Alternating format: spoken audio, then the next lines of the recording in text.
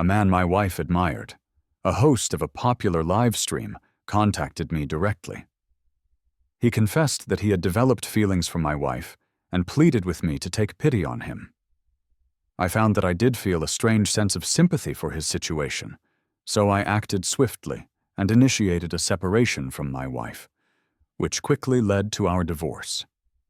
I went so far as to help facilitate their marriage. At their wedding, I presented him with a unique gift. On the large screen meant for their wedding photos, I played a slideshow of my ex-wife's stomach cancer diagnosis. Laura and I had been married for 3 years, and from my perspective, our relationship had always been strong and stable. That's why the image that appeared on my phone, a picture of her kissing another man, felt like a complete shock to my system. I couldn't quite believe my eyes. To be sure it wasn't some elaborate digital fabrication, I asked a friend with expertise in photo editing to verify its authenticity. Slowly, as he confirmed it was real, the harsh reality of the situation began to settle in, hitting me with a heavy, sinking feeling. Using the phone number that had sent the photo, I managed to track down the man's Instagram and Facebook profiles. There he was, a man named Leo, openly showcasing his relationship with Laura. Although her face was intentionally blurred in his posts, I recognized her instantly from her posture, her hair, and the familiar outline of her profile. The other man had effectively brought their affair right to my digital doorstep. I spent a whole afternoon methodically going through all his videos. He was cultivating an online persona as some sort of motivational figure, working hard to sell various snack products and managing his small online shop with a decent amount of success. It turned out he had been with Laura for a full year. During that time, she had frequently told me she was away on business trips, when in reality she was spending that time with him. They had traveled extensively, visiting numerous popular tourist destinations and, in my mind, managing to tarnish the natural beauty of our country's landscapes with their deceit. I was feeling incredibly low, adrift in a sea of betrayal. But then, as my eyes fell upon the official cancer diagnosis report I held in my hand, a strange thing happened. The crushing weight of sadness suddenly didn't feel quite as heavy. Just at that moment, my phone began to ring. "Alex, you know who this is, right?" The voice on the other end was Leo's, and he sounded pitiful, his tone as thin and fragile as paper.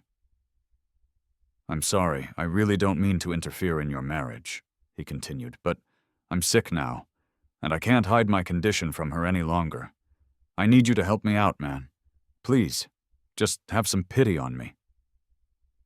The shock of his call was so profound, it felt like it cured my chronic low blood pressure instantly. I consciously suppressed the surge of anger that rose within me and managed to reply in a calm, measured voice. "How can I be certain that you're actually sick?" "You think I'm lying?" he retorted, his voice gaining a slight edge. "I'll send you the proof right now." After a few moments of fumbling sounds on his end, he sent over his medical records. "Listen, man," he pressed on. "Laura doesn't love you anymore. Can't you just accept that and let her go?" I glanced again at the cancer diagnosis report in my hand. "Stay calm, Alex. Stay calm," I told myself. There was no point in arguing with someone who was, in a way, the future widower. "But how do I know your illness is legitimate?" I asked, feigning skepticism.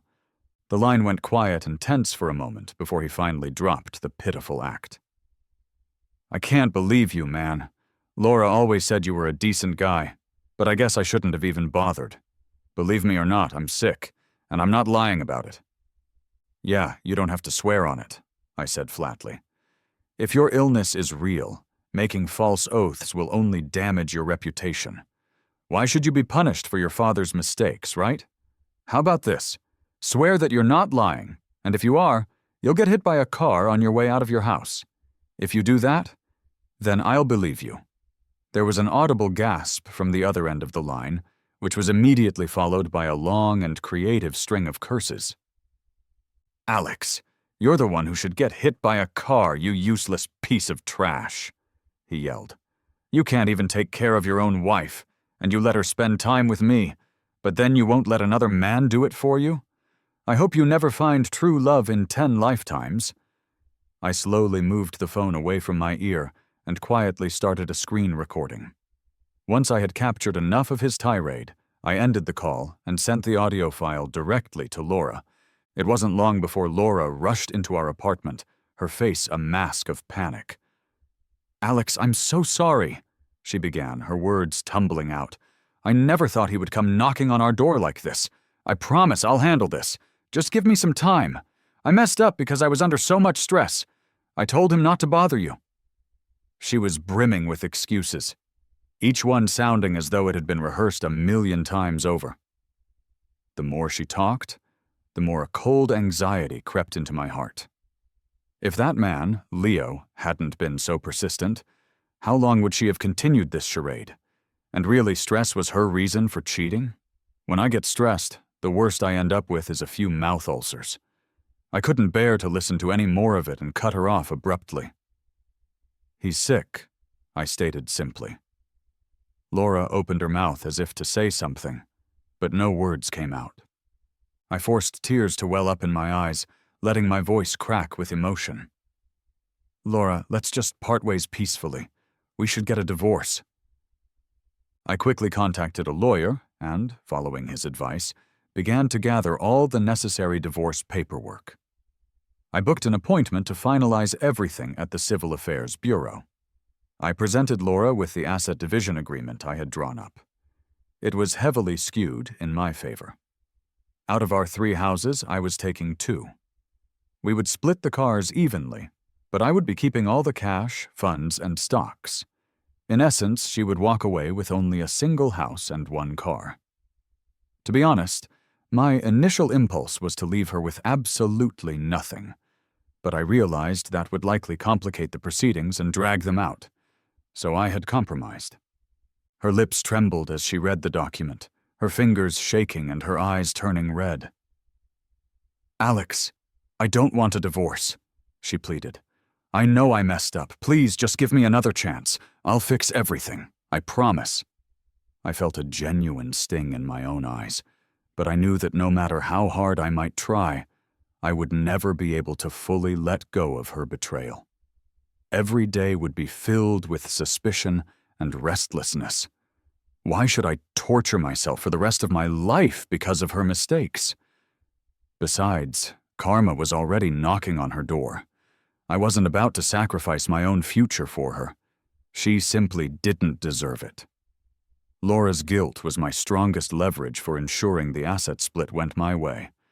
If I were to forgive her and lower my standards now, and then we had to go through a divorce later, she would think nothing of it.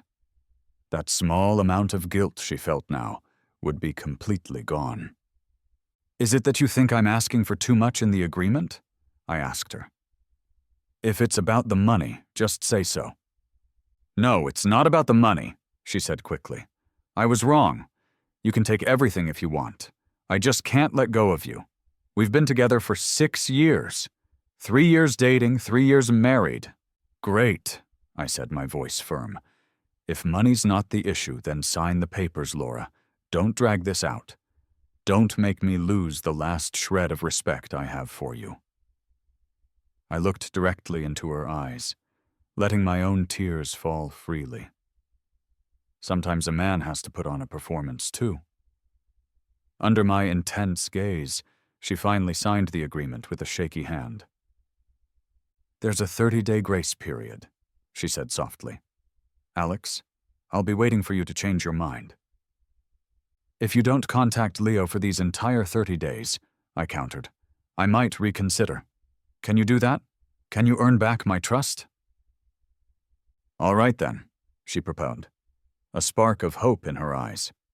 "Let's take a leave from work and go on a month-long trip together. We'll come back after a month." "Sure," I agreed. Laura became enthusiastic, immediately starting to discuss potential travel destinations and even booking plane tickets. Yet she seemed restless and anxious the entire afternoon. It was as if she was trying to prove her determination to me while secretly texting someone behind my back. I insisted we proceed as planned, and the next day we went to the Civil Affairs Bureau to file for the divorce. All we had to do was wait for the mandatory cooling-off period to end after our supposed trip for everything to be officially settled. We each packed our bags for the trip. She was so passionate and thorough about the planning, detailing every part of our itinerary. Just as we were about to leave for the airport, her phone rang. Her expression changed instantly. She hung up the call with gritted teeth. Then, my phone rang. I deliberately answered it. The voice on the other end was loud and panicked. "Bro, please give Laura back to me. My stomach hurts so bad, I think I'm dying." It was Leo, and he broke into a dramatic sob. "Laura, my stomach hurts. I think I took the wrong pills. Is my condition getting worse? It hurts so much. Please help me." He was begging for help, yet his voice sounded surprisingly strong and clear. Nevertheless, Laura believed every word. "Where are you?" she asked, her voice filled with alarm. "Did you call an ambulance? I'm coming right now." She was in a complete rush, heading for the door immediately. "Laura!" I called after her. She paused, her face unusually serious. "Alex, this is a matter of life and death," she said sternly. "Don't try to stop me." I managed a bitter smile. "Give me back the phone." She hesitated for a moment before handing it back to me, turning away reluctantly. "Alex, wait for me. I'll be back soon. I'll go sort things out with him." She stepped into the elevator, and as the doors closed, her phone rang again. This time, she didn't decline the call. "Leo, I'm on my way. Wait for me, don't worry," I heard her say, her voice dripping with affection. I smiled coldly and deleted the tweet I had posted just moments before, a post that was visible only to Leo. It read, "Back to old stomping grounds, reliving our youth."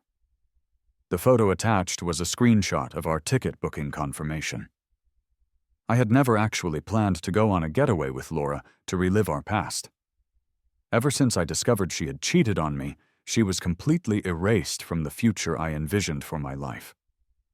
But I didn't want to be seen as the bad guy, so I let Leo take the fall. He seemed more than willing to play the part. I hired some temporary workers to clear out all of my belongings from the apartment we had shared. Things that could be given away were donated, and the rest was simply thrown out. Then, without a single look back, I walked away with my suitcase. If I was going to play the role of the heartbroken husband, I figured I should be decisive and thorough so that Laura would understand the true depth of the pain she had caused me. I moved into a hotel. It wasn't long before I saw Leo's latest tweet. "Turns out love is the best remedy. I'll never lose you, right at Laura?" This time, he blatantly posted a clear, unfiltered picture of Laura's face. Her affection for him was unmistakable, highlighted under his carefully chosen camera filters. I saved the picture.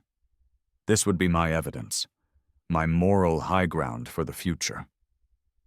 3 days later, Laura finally called me. I hung up, but she was persistent. Phone calls, voice messages, video calls. They came in a non-stop barrage. It seemed she was desperate to prove that she wasn't someone who moved on easily, that she wasn't unfaithful. It was all highly theatrical and self-indulgent. Now all I could see were her flaws.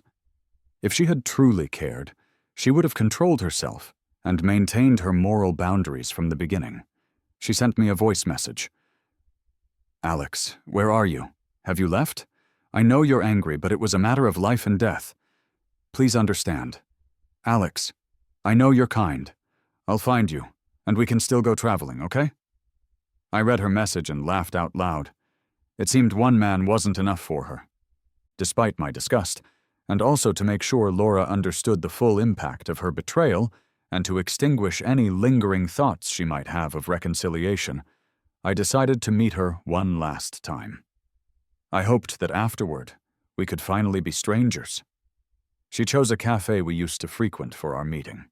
She arrived quickly, looking ready to throw herself at me the moment she saw me. I picked up my cup of coffee and made a motion as if I were about to splash it on her.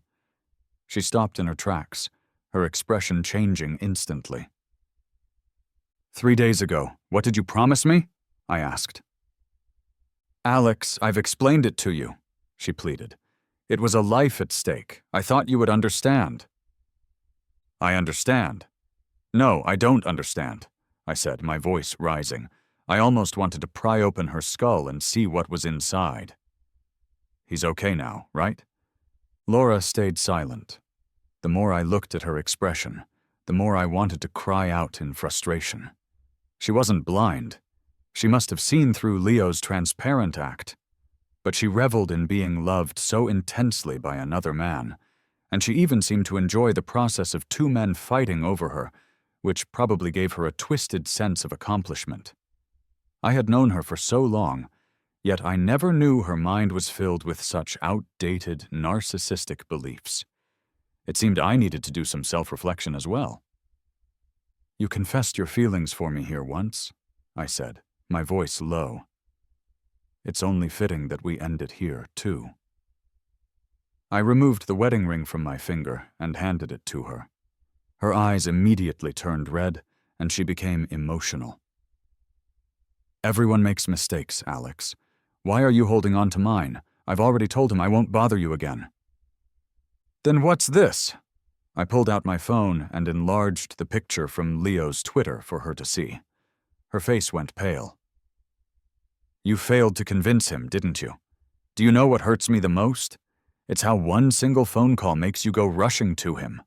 When you rushed to his side, did you ever stop to think about how the abandoned me felt? Did you ever think about how you were chipping away at my trust piece by piece? Can you guarantee that it won't happen again? Today it's a stomachache, tomorrow it's a headache, and something else the day after. Who will you choose then? I looked at her calmly, leaving no room for deception. Her face went white. I would choose you. Then let's prove it. I stood up and moved to stand beside Laura. I took a picture of us together and sent it directly to Leo. As expected, within 3 seconds, Laura's phone started ringing. Her face turned livid as she moved to hang up. Answer it, I said sternly. Alex, don't do this. It's unnecessary. Then I'll leave, I said, turning to walk away. She grabbed my wrist and quickly answered the phone. Her face was full of rejection, but on the other end, we could hear a panicked voice. Laura, my heart hurts so bad. You know I have a genetic heart condition. He just sent me that picture and I got so upset. It hurts. It really hurts. He sounded utterly pitiful. Suddenly, Laura turned to me, her eyes flashing with anger. Alex, why did you do this? I had a hard time calming him down. I was stunned. Even though this was the outcome I had wanted, a way to ensure she wouldn't cling to me when she eventually ended up in a hospital bed, it still stung a little. I said coldly, Once the cooling-off period ends, we'll see each other at the Civil Affairs Bureau. Go take care of your true love. For many days after that, Laura was like a ghost. There was no sign of life from her. At first I was a bit upset, but eventually I grew cold and indifferent. I never thought we would end up in this place after everything we had been through as a couple. Leo's Twitter was silent too. Maybe Laura had forbidden him to post, or perhaps he didn't want to provoke me further and cause more trouble. Either way, it was finally peaceful. On the 29th day, I sent a text to Laura. Tomorrow at 9 o'clock, meet me at the entrance of the Civil Affairs Bureau. She replied quickly, Don't worry, I'll be there. I snorted, drank a bottle of calming herbal liquid, and slept soundly. The next morning I drove there calmly. When I arrived, Laura was already there. Standing next to her was a young man in a white shirt. They were laughing and playing around.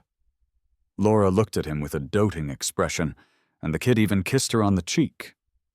When he saw me approaching, he flashed a smug smile, which quickly turned to nervousness as I walked closer.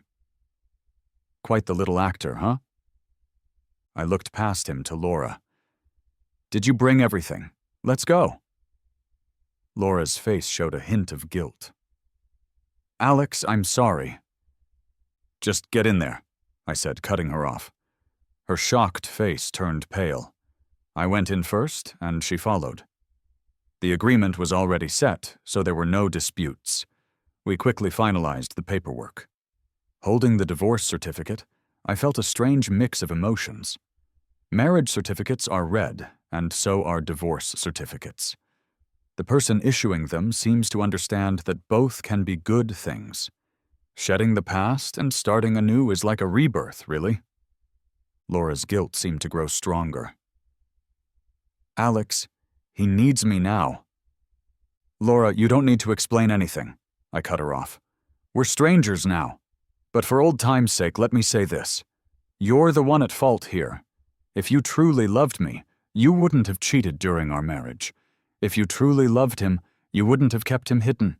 I've stepped aside, so I hope you both have a good future together. That's all I have to say. Let's never meet again. I said this with a certain elegance, and the people around the bureau looked at me with admiration. I could barely handle their praise. For a person who believes in repaying both favors and grudges, being betrayed like that made me wish for her to end up beneath the dirt. Laura didn't expect me to say this, and she seemed to feel even guiltier. She stepped forward, trying to grab my hand. I felt an intense wave of disgust. I hadn't realized she was so clingy.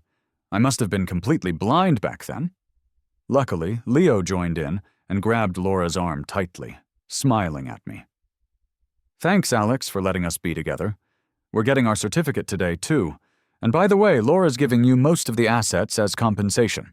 I hope you use that money well, Alex. He was hinting that Laura was generous and I was greedy. I laughed. Congratulations to you both. Laura and I earned our assets together during our marriage. She's not doing me a favor.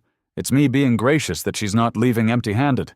I heard your shop does well too, Leo, but influencers like you rely on their fans. How would they feel knowing you're a kept man who insults the ex-husband? Leo glared at me, but didn't dare to rebut. Laura jumped in to defend him. It was my pursuit of Leo. I'm sorry, Alex. Take your issues out on me. Really? Can I? I chuckled, and then slapped her hard across the face. Is this okay? Laura was stunned. She probably thought I would remain calm and collected. But now, with the divorce certificate in my hand, she couldn't cling to me anymore. I didn't hit her harder because I am a law-abiding citizen, not because I'm kind. This slap is for cheating on me. Smack. This slap is for standing by him and disgusting me. I didn't make a bigger scene because I was being merciful. I had more slaps in me. Laura gripped my right hand, her eyes cold and filled with hate. Enough! Smack. I slapped her again with my left hand. Laura was utterly shocked. Leo started screaming. Are you insane? What's wrong with you? He hurriedly pulled Laura back as staff members from the bureau came over and quickly separated us. I pointed at Laura, scolding her loudly. Even men made of mud have some fire. It was you who wanted no kids, who wanted a couple's world. Now you tell me he's sick and you want a divorce. You're unfaithful and ungrateful. We're done.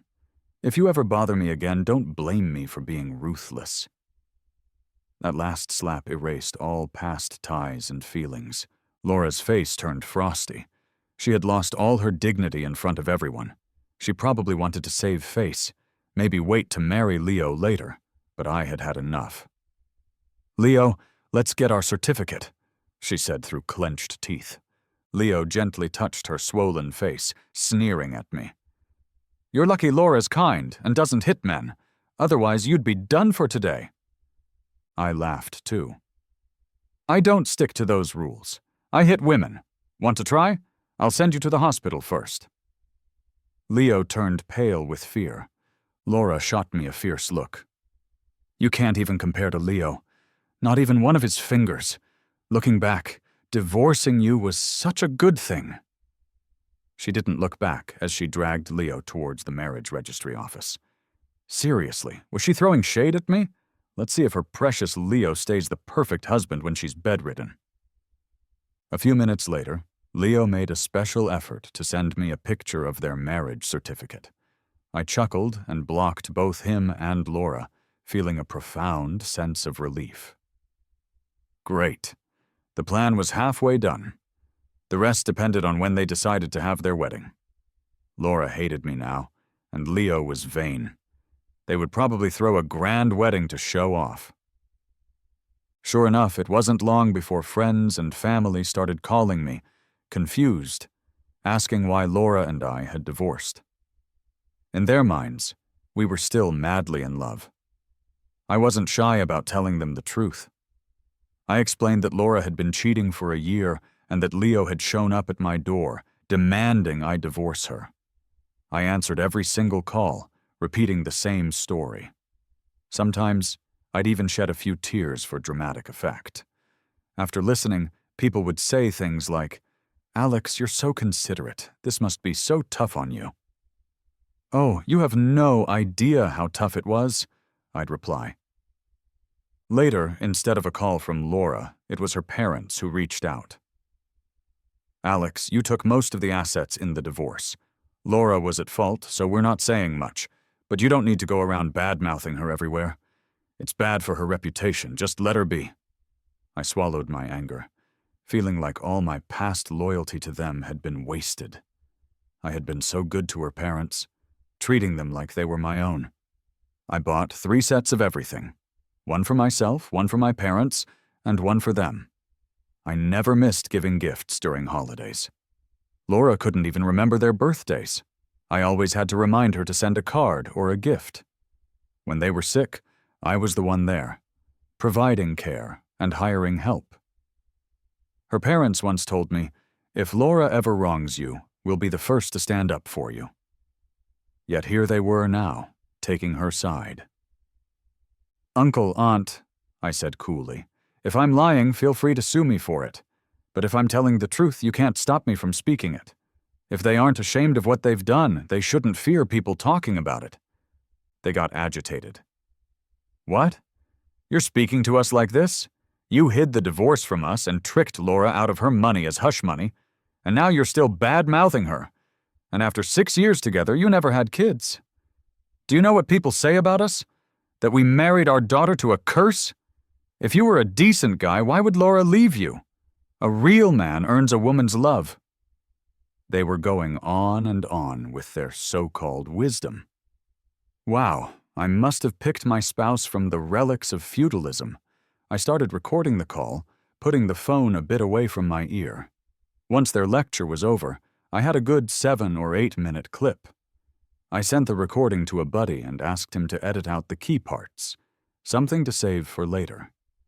His response was, "You're too soft. Why didn't you just beat the lot of them?" I laughed. Why would I do that? It's better to keep them around to be all loving and grateful to each other. Laura's wedding took place at the best hotel in town. A mutual friend mentioned that Laura was bragging about how Leo was everything: famous, good-looking, successful, and wealthy, and willing to settle down with her, a perfect husband. She wanted to give him the best wedding possible. She sounded so devoted. New flames always outshine the old ones, huh? On the wedding day, I went to the hotel.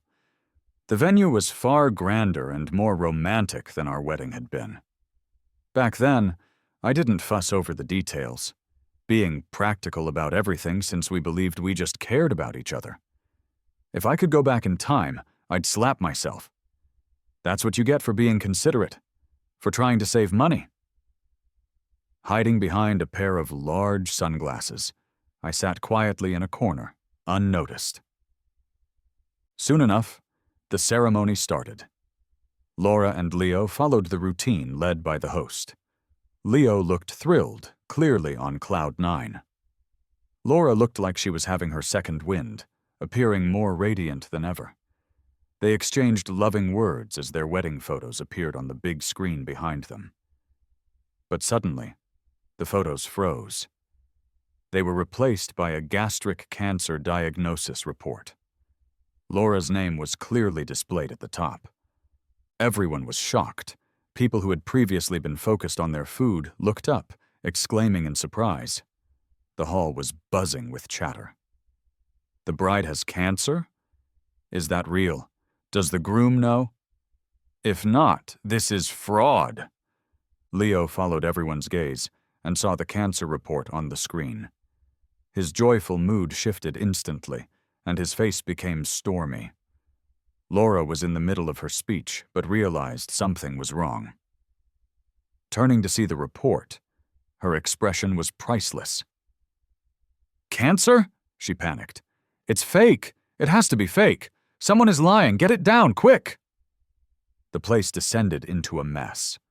Someone rushed backstage to find out what had happened. Laura's parents were clueless and in disbelief.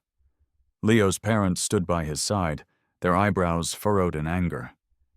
It was as if they had completely forgotten that just moments before, they were praising the bride. The scene was utter chaos. I stood up and slipped out amidst the confusion. Later, some friends who had stayed told me that the wedding barely continued. You could tell that both the bride and groom were completely out of it.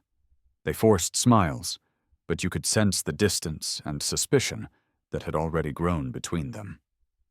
After the wedding, Laura and Leo didn't even make it to their wedding night before heading straight to the hospital. The results were as expected. Laura was indeed diagnosed with stomach cancer. She was admitted to the hospital immediately, and Leo went back to his own place. Their bridal suite stayed empty, turning into a ghost town right away. That evening, while I was out with friends eating hot pot, a call came in from an unknown number. As soon as the voice on the other end spoke, I knew it was Laura. She was furious, asking me if I was the one who messed up her wedding. I laughed. "Who are you?"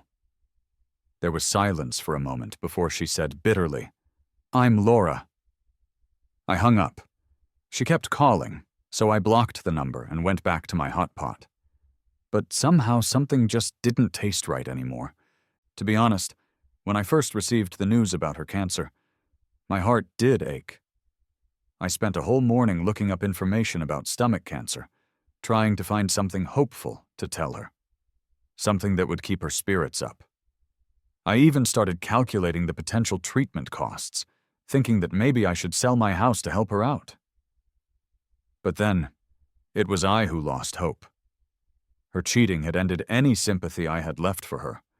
Worrying about someone who cheats on you? I must have lost my mind. Now that she knows, I wonder what she's thinking. Does she see this as karma? It wasn't long before Leo called, too. His voice was dripping with hatred. "Alex, you coward. Did you force me into an early marriage with Laura just to spite me? You're cruel." I was amused. Smugly, I cleared my throat. "Leo, happy wedding. I have no idea what you're talking about. But hey, people should be grateful. There aren't many exes out there willing to step aside so easily for the other man. You owe me a thank you." Leo was furious. "Just you wait. After what you did, I'll make sure you pay." "Leo," I cut him off. "You really worked hard for this, didn't you? The title's in your hands now. Wasn't it a bit shady to ditch the mediator?" I hung up and blocked him too, but I never would have guessed what would happen next. Laura's parents came to my workplace. They were waiting downstairs and rushed me the moment they saw me. "Alex, did you know Laura was sick and used that to divorce her, swiping her house and car? How can someone so young be so heartless?" They caused such a commotion that a crowd formed, which included some of my coworkers. A few colleagues stepped in to separate us, trying to prevent any conflict. Some tried to calm them down, while others quietly advised me to head upstairs. But I just shook my head. You can't watch out for trouble every day. You can only deal with it when it comes. I knew they would kick up a fuss someday. I needed to make sure they wouldn't dare to come back. I started fiddling with my phone, connecting it to the Bluetooth speaker I carried with me. I had bought one loud enough to drown out a shouting match.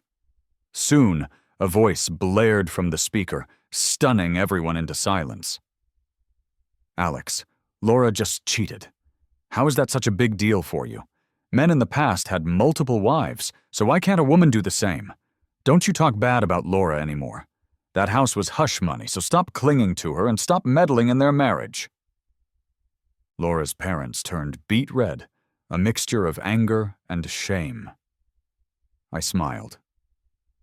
So they do know shame, huh?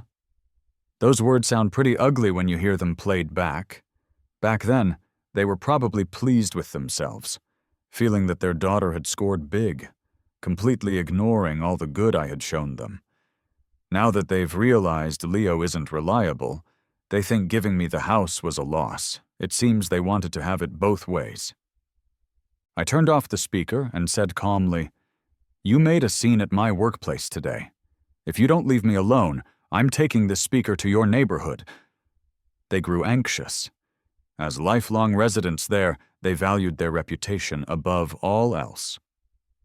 "Alex, if you pull that at our community, we'll call the cops." The crowd erupted in laughter. "Pretty unfair, isn't it?" I said.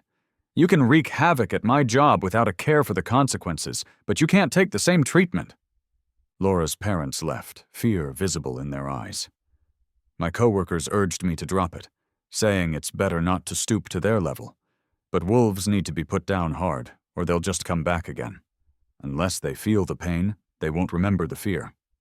So I hired some folks and had them stationed at each of their community's entrances, playing those recorded words on loudspeakers for 3 hours straight. Laura's parents rushed to the east gate to complain, only to hear the west gate's speaker blast at them. When they finally got there, they hid out at home and called the cops. When the police arrived, I showed them a video my colleague had recorded of Laura's parents causing trouble in front of my office building. The cops couldn't help but laugh. It was a classic case of the rulers can do whatever they please, but the common folk can't even light a candle. In the end, everyone just got a slap on the wrist and a talking to. As we left the police station, I calmly told them, "I've got plenty of time and money now. If you want to pick a fight with me, I'm all in. But I'm curious, will you have time to take care of Laura then?" Seeing their expressions change, they both dropped to their knees. "Alex, show us some mercy," they begged. "If you don't give us the house back, we can't afford Laura's treatment. Leo said he'd only stay with Laura if we got the house back, to prove we could support their child. We were wrong before, too over the top. Please, for our old age's sake, help us out. We'll see you as a savior." Trying to guilt-trip me? Too bad. I lack that particular moral compass. Nobody can guilt-trip me. I stepped aside and hid behind a police officer, casually turning on my sound system again. This time I played a shorter version of the recording. "Alex, the house is your hush money." The cop couldn't help but chuckle. The two of them got up quickly, glared at me fiercely, and left in shame. Watching them walk away, I was thoroughly disgusted. So Leo was pulling the strings, hiding behind others and letting them do his dirty work. Not much to look at, and still quite the dreamer. I unblocked Leo and Laura and sent them both a copy of that day's police report. I also sent Laura the recording of her parents cursing me out. I texted Laura, "Need me to make today's events public on Twitter?" Laura called me quickly. Her voice was hoarse, barely a whisper. I figured she must have been through a lot. Laura had stomach issues back in college, and I used to watch her diet closely. But lately, she had been traveling all over with Leo under the guise of business trips, eating recklessly. Yet she'd call me and say she was too tired, and her stomach hurt. I was always worried about her, urging her to get a checkup. Now I realize how foolish I was. This woman relished my concern on one hand and got cozy with her lover on the other. Any sympathy I felt evaporated in an instant. I let out a short laugh. "Laura, how do we resolve today's mess?" Laura hesitated for a moment. "I'll talk to my parents. They won't bother you again." "Don't promise so lightly. Maybe you should discuss it with Mr. Leo. He said he'd only take care of the child if I returned the house. Is the child my responsibility? Or did Leo forget how to talk? Or do you enjoy seeing your parents used as pawns? I know it won't happen again. For once, Laura didn't speak up for Leo. I guess their relationship had hit a rough patch lately. Two self-centered people can align against others until their own interests are threatened. Then it's every person for themselves. But did that matter to me? Laura had more to say, but I hung up. Soon, Leo's reply came through via text. Alex, you're the reason Laura can't afford treatment. When she dies, her ghost won't let you go. No one's as heartless as you. You'll get your karma. Reading those lines, my head throbbed with anger. I wonder how Laura would feel knowing Leo curses her like this. I shot back a quick reply. No way, no way. A social media influencer with 100K followers doesn't have the cash to support a child? Need me to post a video to fundraise for you? Laura's such a great lady. Even with cancer, she deserves your care.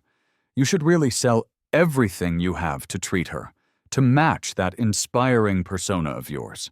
I continued, I'm so envious of you two. The perfect couple with Laura.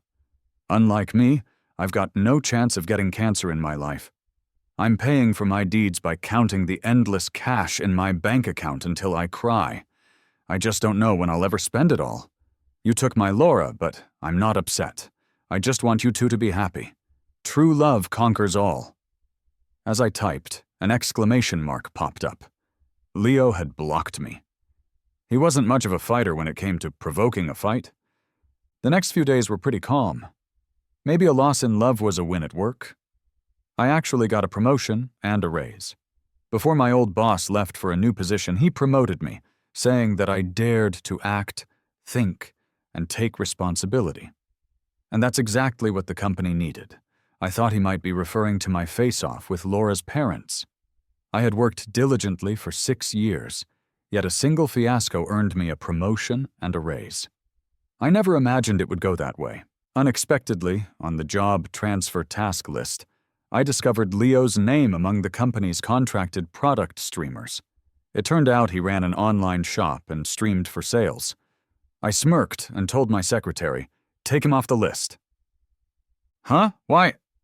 "Trust me," I said. "He might cause a scandal soon. Don't let him drag the company down." The secretary, looking serious, immediately went to handle the contract termination. Leo soon called my office. He sounded cautious, trying to appease me. "Hello, could you tell me why we're terminating the contract? Is there anything I haven't done right? Please let me know and I'll do whatever it takes." It was surprising that Leo could even sound apologetic. I replied coolly, "The secretary should have explained it. When you hit 1 million followers, we might reconsider working with you." I hung up, not wanting to waste any more words. But Leo likely recognized my voice. He texted me, "Is it you?" I blocked him. Later that night, my secretary rushed to call me. "Alex, quick, look! That guy's live right now, taking jabs at us." I opened the video and, sure enough, found Leo on screen, shedding tears pitifully. "Hey guys, do you know what I've been through recently?" he began. "I got scammed into a marriage. My wife lied about being single. She was already married. She also had cancer, but she only revealed this after we got our marriage license. Why did she and her ex-husband conspire to deceive me? I was so good to her, but her ex even went after me and messed up my merchandise contract. How am I supposed to live now?" Leo was crying, looking all delicate and pitiful, thanks to his beauty filter. It made you want to comfort him. So many people in the live chat felt sorry for him. They were calling it a marriage fraud and just despicable. Comments flooded in. Did they just see that you were making money as a streamer and decide to scam you for cash to pay for her treatment? Definitely possible. Give us those two's contact info. We'll help you look into it. Which company was it? We won't buy anything from them ever again. Poor streamer, you can't cry like this. It's bad for your eyes. People were outraged, but one comment stood out. Here we go again, looking for sympathy. Just give me my money back. I connected with that person privately. They sent me a question mark. Are you telling me to shut up? I'll stay quiet for 300 grand in hush money, not a penny less. I chuckled. Nope. I'm the so-called Evil X. Hello there, sucker. It turned out the commenter's name was Mike. Let me reintroduce myself. I'm Mike, the person you owe money to. After talking with Mike, I learned the whole story. When Leo was just getting started with his online store, he had no money for inventory. Mike saw potential in him and provided him with stock on credit. The products were good quality and had a decent reputation. But suddenly, there were tons of returns. Leo, always presenting himself as an honest businessman, refunded them all. Later, Mike found out that the returned products weren't the ones they had sent out. The packaging was the same, but the goods inside had been swapped out for inferior knockoffs. Leo was behind the whole scheme. He ordered cheap, inferior products, returned them to Mike for a full refund, and pocketed the money from the real products he had sold. Mike ended up losing 300 grand, while Leo used that money to start building his own audience. They had taken Leo to court, but gathering concrete evidence was tough, and the legal process took a long time. Aside from inconveniencing Leo now and then, Mike couldn't do much else. Mike's experience was an eye-opener for me. I analyzed Leo's sales figures closely and found out he was good at creating a facade. He used a bunch of fake accounts to boost his reviews and sales numbers. The actual sales revenue was insignificant.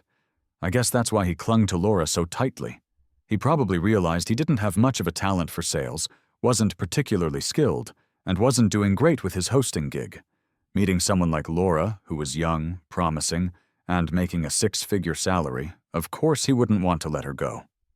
He used the pretense of love to tie her down, and Laura, the big fool, probably thought she was so charming, making someone fall for her like that. I chuckled coldly and sent Laura the video of Leo's live broadcast. I wonder what she thought after watching it. Laura quickly called me. The call was full of a strange nostalgia. Alex, I miss you. I was completely unaffected, just disgusted. I had heard she'd been staying in the hospital, unable to work. Her position as vice president had been taken over by someone else, and her parents were selling their house to pay for her treatment. But cancer is a bottomless pit. Even if they throw tens of thousands in, who knows how it'll end? Now she was saying she missed me, but I bet she was really thinking about my money. I chuckled coldly. How do you explain Leo's video? She was silent for a long time before she replied, Alex, I might really die. I understood, I said. Laura continued, Alex, give the contract back to Leo. He's struggling too. If you can put aside the past, I'll even give you my last house. And also, can you let him go for the sake of our past? Help me one last time, okay? I laughed in anger. You've tarnished your own reputation and now you want me to be labeled the evil ex-husband? Silence on the other end. In that moment, my heart turned cold and was filled with a deep-seated hate. I thought I had done enough to settle the score. But nope, I had hardly begun. Those jerks wanted me to take the fall for them? They were dreaming. I took a deep breath, and my words were dripping with cold malice. Laura, I was going to let it slide because we used to be married. As long as Leo stayed out of my business, I wouldn't have done anything to him. But now you've asked for it. Let me be clear. Leo has no business handling our company's products. With the little skill he has, we only considered him for his audience size. But now that I know he's a lowlife with the potential to blow up spectacularly, sticking with him would be irresponsible of me. Brace yourself. If I don't see you both get what's coming to you, then don't call me Alex. By the way, you deserve to die. I hope you kick the bucket soon and come back as an animal in hell. I hung up and started my retaliation plan. Leo had deleted all his videos in an attempt to prove his innocence, but since the day he first got in touch with me, I had already paid someone to record all of his content. I asked a friend who is into video editing to put together a few short, sharp videos detailing the whole saga with text explanations, making it all crystal clear. Plus, I included screenshots of Laura's chats with me, the pictures she had bragged about, and the recordings of her and her parents bad-mouthing me and trying to make trouble. It took 3 days to finish everything. In those 3 days, news about the toxic couple who scammed a male streamer into a marriage to fund the wife's cancer treatment was everywhere. Reporters even interviewed Laura's parents, and they admitted to all the false accusations without ever defending me. My phone was flooded with hate messages to the point that I had to shut it off and get a new number. Some folks even called my company, demanding they fire me. Leo got someone to call the company, sounding all smug. "Leo is still willing to bring your company some business. We just need to up our prices now. During the process, we'll make everything clear and make sure your company stays protected. But going forward, we can't coordinate with Alex. I hope you understand." The company said they'd think it over. It was clear they were considering firing me, but I had been with the company for 6 years. Everyone had seen what went down, and they all knew the real story. If the company caved, that would be understandable, but they would definitely lose people's trust. Luckily, my old boss had just been promoted to VP. I went straight to him and laid out my counterattack plan. He smiled. "Alex, this move is pretty bold. Don't go soft when the time comes." I chuckled. "Don't worry. If I go soft, I'm not Alex. If I don't win, I'll take all the blame. I won't let the company's reputation take a hit." He was pleased, saying, "As long as you're not distracted by feelings, go big or go home." When things reached their peak, my response video went live. The company used this as a publicity stunt, contacted some gossip bloggers, spread the video, and covered all my promotion costs. Plus, they had a team register over 200 video accounts overnight, flooding them with my video. This wave of promotion totally outshined Leo's video, and the follower counts skyrocketed. At the end of my video, I added a line thanking the company leadership for trusting me and not believing rumors. With such trust, I'm willing to be a fan for a lifetime. What's your company like when you're in trouble? Will they still believe in you? This hit home with many people. Countless folks, after venting about that couple, talked about how their own companies had let them down when they needed support. This contrast put my company in a good light, and I went from being a nobody to a viral sensation. A ton of people wanted me to explain further. After chatting with the company, we decided to do a live stream. In the first part of the stream, I explained my side of things. No exaggerations, just straight-up honesty. Then, I started selling the company's products. I didn't just talk about features, I described them. I was on a roll that day, feeling more and more into it. The products sold out fast. When they told me I had achieved the company's best sales record ever, my heart raced. It felt like I was falling in love all over again. The whole company was thrilled, excited not just about the sales record, but also because I had cleared my name. The company editor didn't take a break either, quickly cutting my sales clips to stir up more buzz, which got us even more followers. Some folks even compared my video with Leo's. Mine came across as warm and elegant, while his was over the top and exhausting to listen to.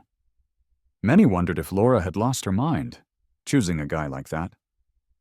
It's not cool to bash one person to praise another, but I couldn't help but feel a bit of pride.